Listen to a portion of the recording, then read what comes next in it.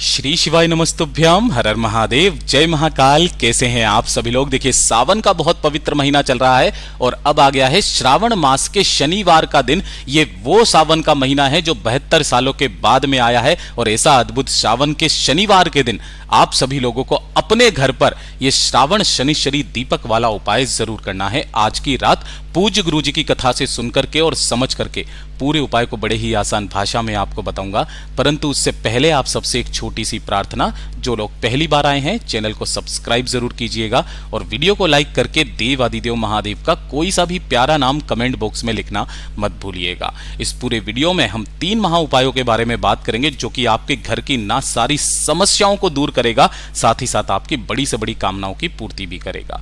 सबसे पहले बात करते हैं पहले वाले उपाय की, और ये जो पहला वाला उपाय है ना, आपको अपने घर पर भी कर सकते हो और इसे बाहर भी कर सकते हैं। पूज्य गुरु जी ने दोनों ही बताया कि अगर आप किसी कारणवश घर से बाहर नहीं जा सकते हो तो आपको अपने घर पर कैसे करना है वो चीज ध्यान से सुनिएगा।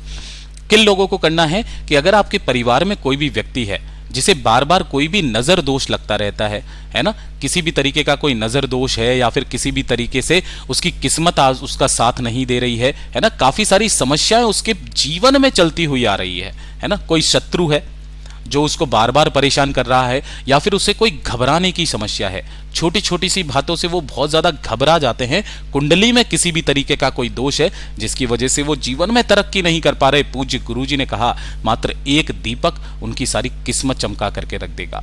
आपको लेना होगा इस तरीके से थोड़ा सा कपूर, 2 से 3 टुकड़े मात्र आपको कपूर के लेने हैं, ठीक है। और इसी के साथ में आपको लेना होगा एक दीपक।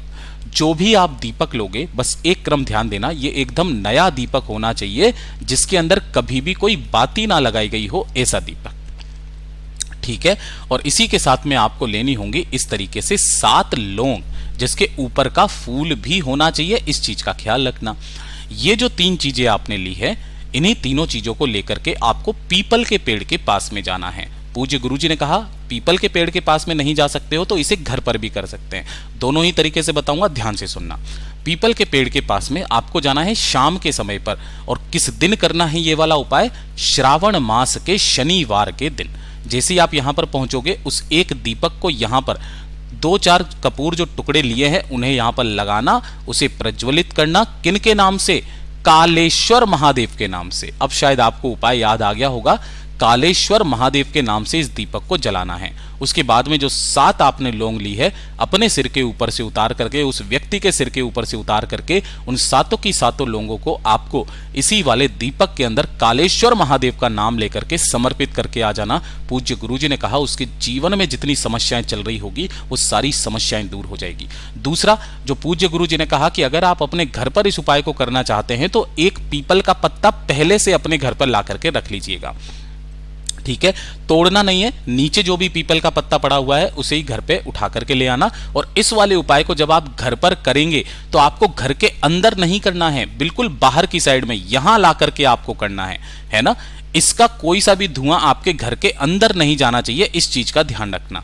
जो पीपल का पत्ता लेकर के आए हो इसी पीपल के पत्ते के ऊपर आपको उस दीपक को रखना है और सेम काम वही करना है। उस व्यक्ति के ऊपर से 7 बार उसार करके घड़ी की सुई की दिशा में आपको उन सभी लौंग को इसी वाले दीपक के अंदर डाल देना है। रात भर जब तक ये जल रहा है जब तक जलते रहने देना। दूसरे दिन जैसे ही आप उठोगे इस दीपक के साथ इस पीपल के पत्ते को उठाना और किसी भी बेल पत्र पेड़ के नीचे, पीपल पेड़ के नीचे रख करके चले आ जाना। पूज्य गुरुजी ने कहा उसी दिन से, उसी समय से उस व्यक्ति की किस्मत चमकने लगती है। साथ ही साथ अगर आप इसे अपने घर पर भी करते हो ना, आपके घर के सारे दोष खत्म हो जाते हैं। पूज्य गुरुजी का बहुत अद्भुत और अचूक उपाय है, जरूर कीजिएगा। बात करते हैं दूसरे वाले उपाय की, और ये जो दूसरा वाला उपाय है आपको इस श्रावण मास के शनिवार के दिन करना ही करना है। पूज्य गुरुजी ने कहा एक बार प्रैक्टिकल करके जरूर देखना, कहीं सीहोर वाले बाबा झूठ तो नहीं कह रहे हैं कि अगर आपके जीवन में बहुत बुरा समय चल रहा है ना, इतना बुरा समय है कि आपके घर वाले भी आपको ताने मारते हैं, है ना, आपकी किस्मत बिल्कुल भी आपको साथ नहीं दे रही है, अच्छा काम करते करते बुरा हो जाता है, जीवन में कुछ हासिल करना चाहते हो कर नहीं पा रहे हो, एक छोटा सा काम कीजिएगा, आपके जीवन में कभी धन की कमी नहीं होगी, हमेशा सफलता की सीढ़ी चढ़ते चले जाओगे। श्रावण मास के शनिवार के दिन आपको 1 मुट्ठी लेना होगा काले तिल, ठीक है, इस तरीके से काले तिल लेना और इन्हें थोड़े से जल के अंदर 2 से 3 घंटे के लिए गला देना। जब ये गल करके मोटे हो जाएंगे, फूल जाएंगे, फूल जाने के बाद इन्हें पीस लेना है ना, पीस लेना।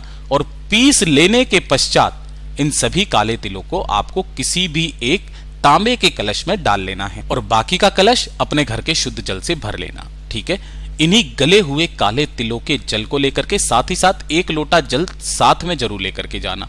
ठीक है, भोलेनाथ के मंदिर में पहुंचोगे शिवलिंग के पास। पूज्य गुरुजी ने कहा किसी कारणवश अगर आप शिवलिंग के पास नहीं जा सकते तो आपके घर में जो गमला है तुलसी जी को छोड़ करके उसी गमले में पार्थिव शिवलिंग का निर्माण करके उसका पूजन करके इस उपाय को आप कर सकते हैं।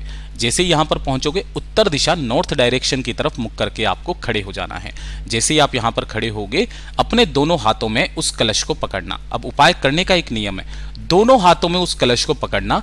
शिवलिंग का ये जो शीर्ष है, इस शीर्ष के ऊपर से आपको घड़ी की सुई की दिशा में 7 बार घुमाना है।